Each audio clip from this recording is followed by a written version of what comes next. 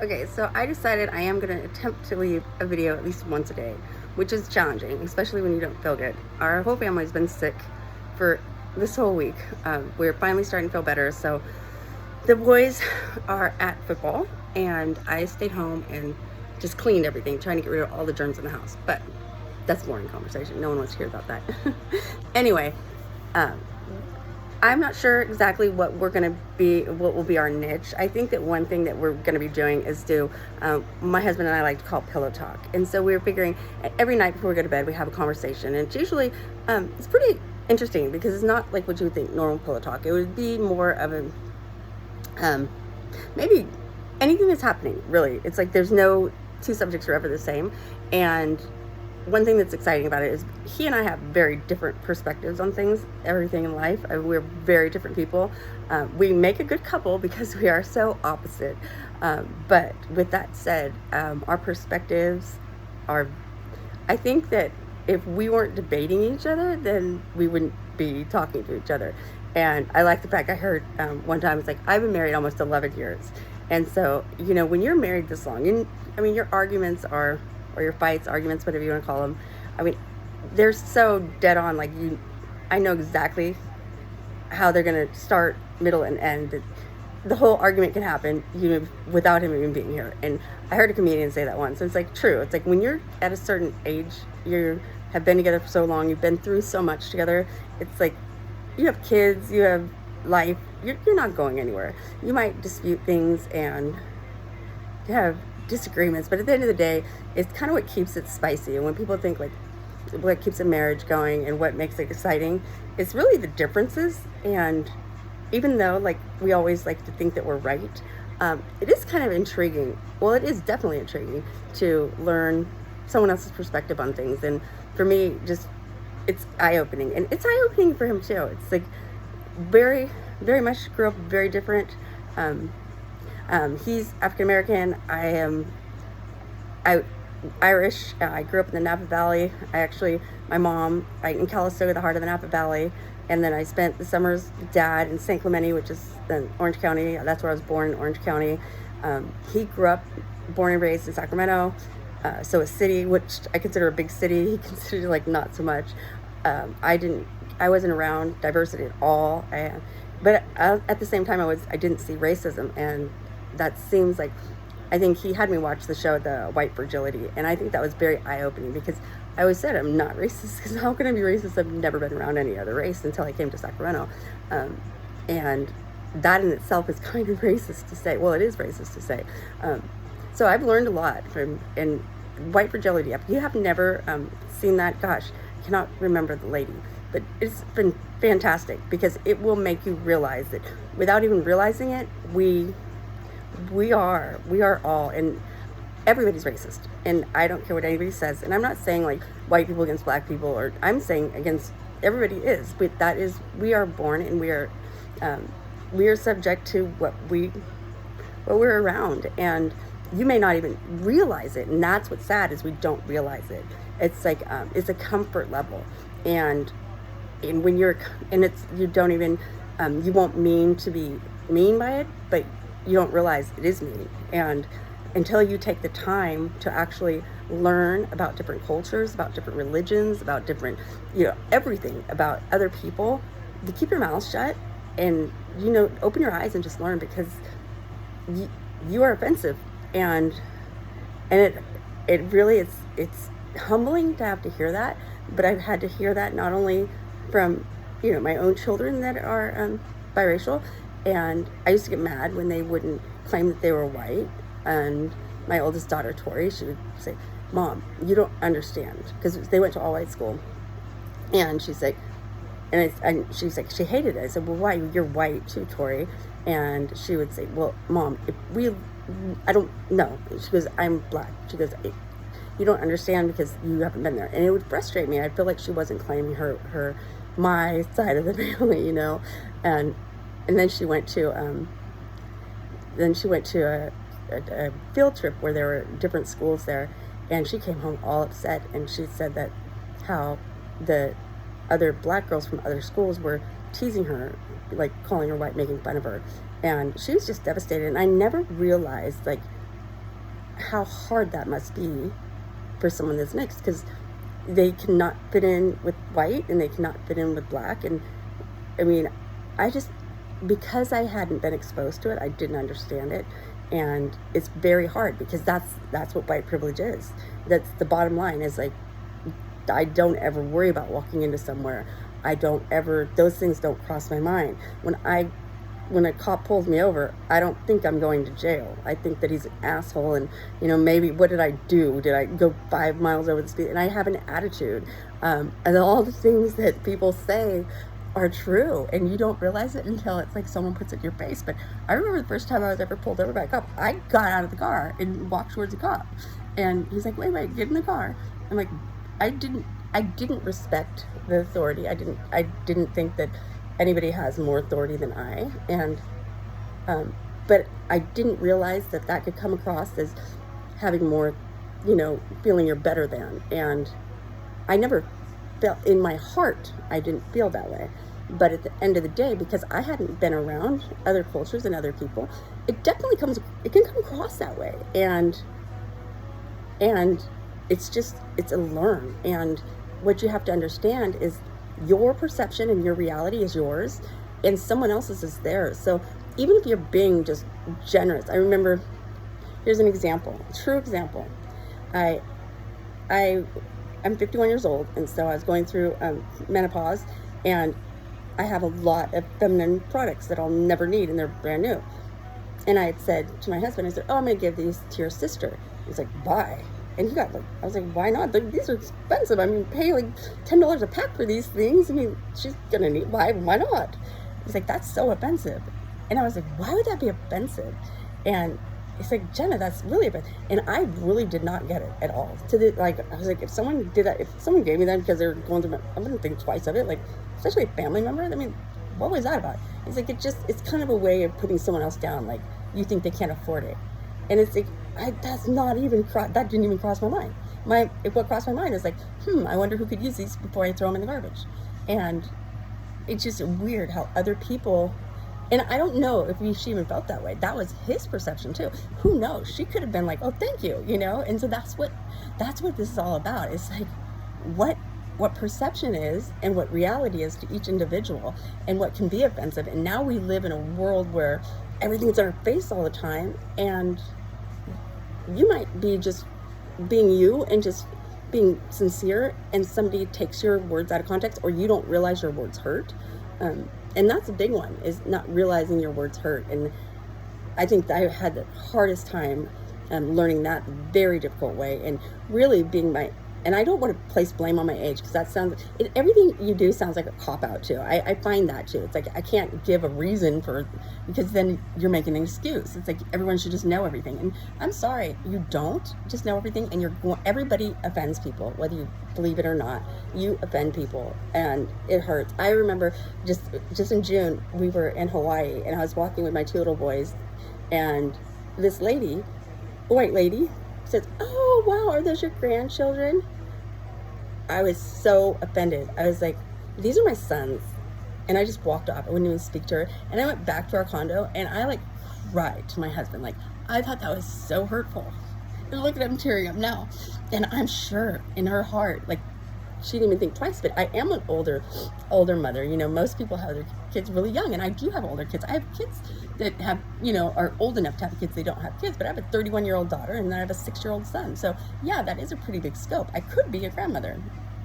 But that was very hurtful, and I'm sure she did not mean it that way. But that's all it takes. And it could be age, it can be religion, it can be anything, and you can offend. And I've done that with, there was a person I worked with, and they had transitioned into a female, and I referred to them as she, and I thought that would be what, I didn't think about pronouns then.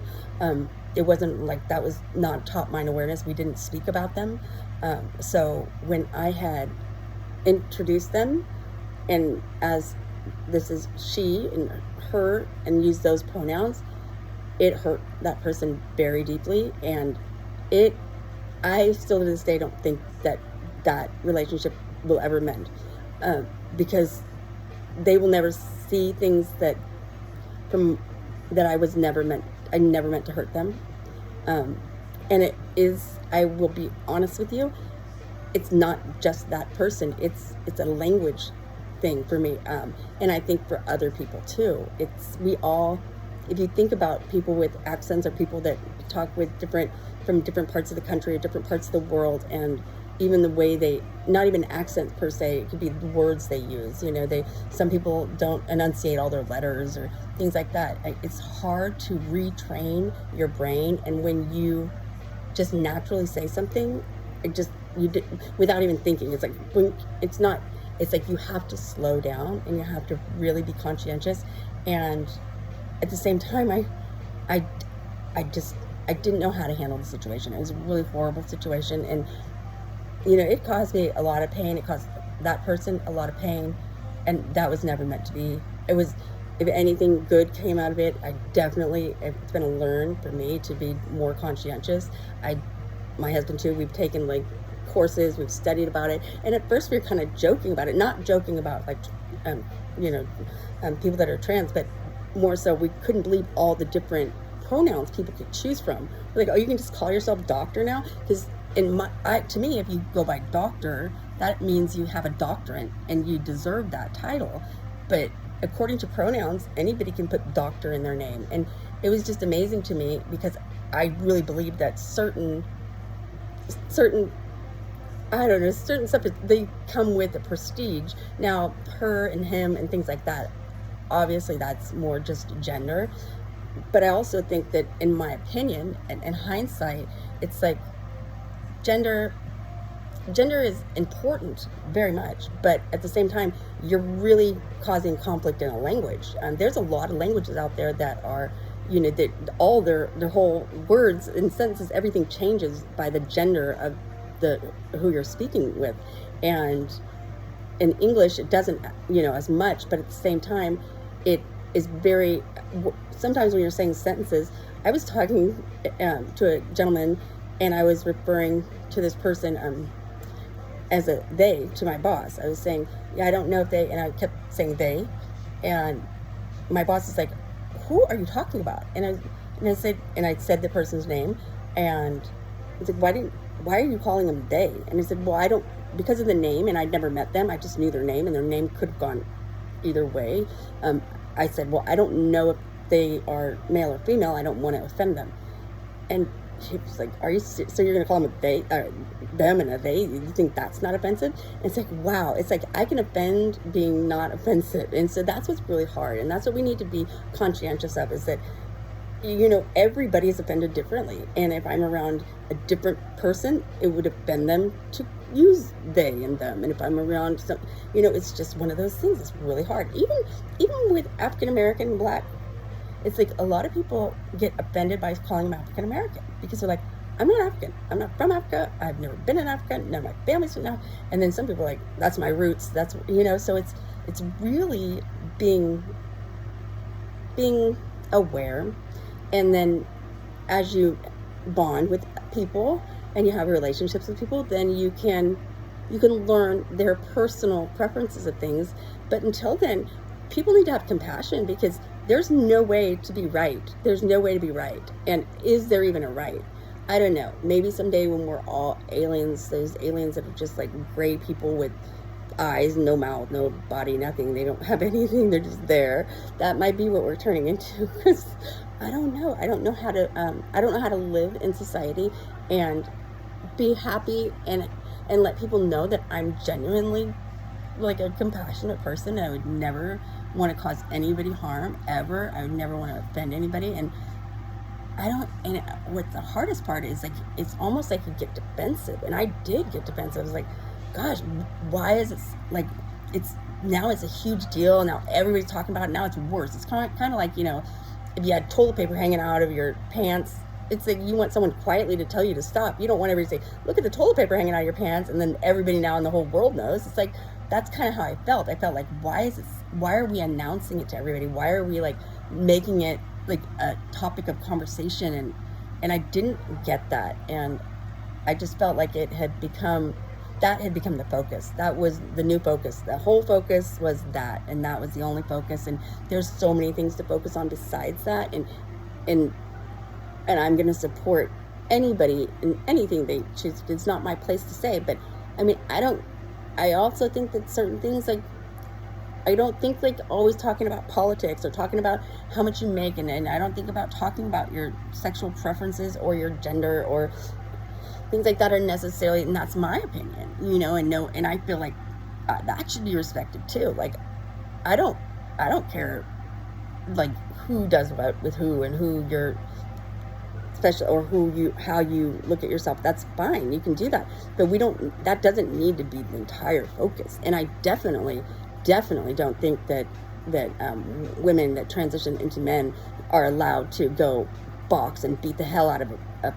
a person that's a female gender, and even in any sport, to be honest, but especially in sports like boxing. I'm sorry, I'm going to stand up for that, because it wouldn't, to me, genetically, I don't care what anybody says, you can want to change, but your body is your body. And so I'm sorry, a man's body is naturally leaner in fats, it's naturally stronger, it doesn't have the same hormones, so it is not fair to put that person into a boxing ring and let them beat the shit out of a female. I don't know if anybody, even a trans person, thinks that's okay, then you know what, I am against that. So I will never in a million years stand up for that, never. I don't like boxing to begin with, I don't like physical fighting to begin with. So that's another thing. So I don't think that we should put any two human beings in a ring together and beat their brains in. I just don't get that. I don't get that, how that's legal. I mean, we look at what happened to Michael Vick for fighting dogs, and I love dogs, don't get me wrong. That is not happy about that, and do not ever do that. Chickens, dog, nobody should have to fight for their life ever.